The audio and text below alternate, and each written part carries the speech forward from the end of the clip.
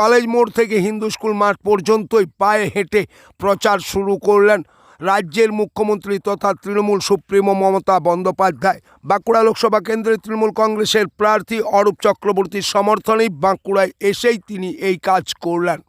আর তাকে সমর্থন জানিয়েই তার সাথেই পা মেলালেন বাঁকুড়া পৌরসভার ৩ নম্বর ওয়ার্ডের ওয়ার্ড সভাপতি তপন চৌধুরী এবং এলাকার তৃণমূল কর্মী সমর্থকেরা।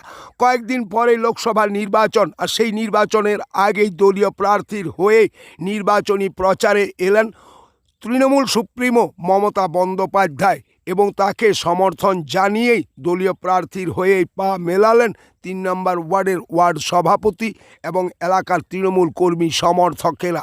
তারা এদিন কলেজ মোড় থেকে হিন্দু স্কুল মাঠ পর্যন্তই নেত্রীর সাথে পায়ে পা মিলিয়ে দলীয় কর্মীর সমর্থনেই মিছিল করলেন এবং সেই মিছিলেই উপস্থিত ছিলেন ওয়ার্ড সভাপতি তপন চৌধুরী এবং এলাকার সমস্ত তৃণমূল কর্মী সমর্থকরা।